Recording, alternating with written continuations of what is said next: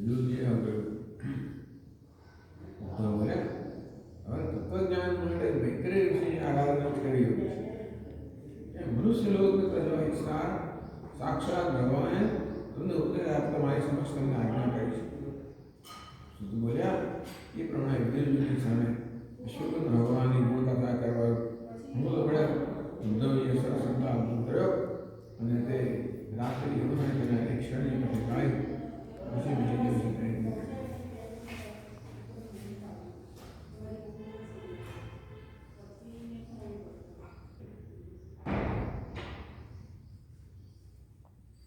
રાજાએ પૂછ્યું મહારથીઓના આગેવાનોના પણ આગેવાન યાદવ ભોજ વંશીઓ એ રીતે નાશ પામ્યા અને બ્રહ્માદી 3 દેવોના અધીશ્વર જે હરિએ પોતાનું મનુષ્ય શરીર થયું છતાં મુખ્ય ઉદ્ધવ કેમ બાકી રહ્યા?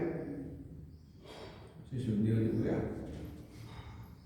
સર્વ ઈચ્છાવાળા શ્રી હરિએ બ્રાહ્મણના શાપનો જન્મ ભાનુવતું દેવા પોતાની શક્તિ કાળ દ્વારા પોતાના ફળનો પૂર્ણ સન્માન કર્યું.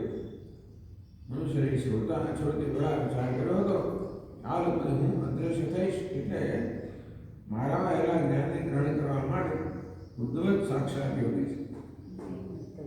કેમ કે હાલમાં તે આત્મજ્ઞાનીમાં શ્રેષ્ઠ છે.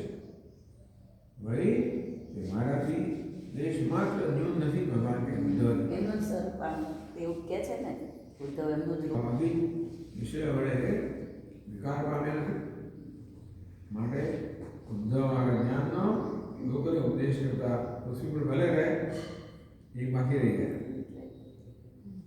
આ અભિપ્રાયથી 3 લોકના ગુરુ અને વેદોના મૂળ કારણ ભગવાન 3 લોકના ગુરુ અને વેદોના મૂળ કારણ ભગવાન ઉદ્ધવજીને આજ્ઞા આપી. તે પછી બદ્રિકાશ્રમ અને સમાધિઓ દ્વારા શ્રી હરિની આરાધના કરવા લાગ્યા.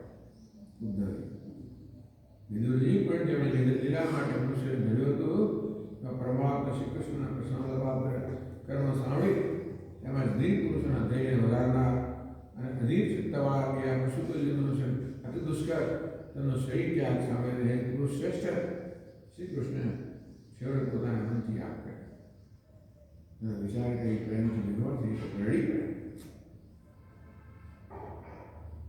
તો ધીર પુરુષના ધૈર્યને વધારનાર અધિર ચિત્તવાળા ગયા પશુતુલ્ય મનુષ્ય અતિ દુષ્કર તેનો શરીર ત્યાગ સાંભળીને એ પુરુષ શ્રેષ્ઠ શ્રી કૃષ્ણને છેવટે પોતાના મનથી યાદ કર્યા તો વિચાર કરી પ્રેમ નિવર્તને રડી એ ભરત વંશીઓમાં શ્રેષ્ઠ અને સિદ્ધ તે વિદુરજી યમુના નદીથી નીકળી કેટલાક દિવસે ગંગા નદી પહોંચ્યા અને મૈત્રેય મુનિ હતા. એક પછી એક સંવાદ આવ્યો. સારું છે આ સળંગ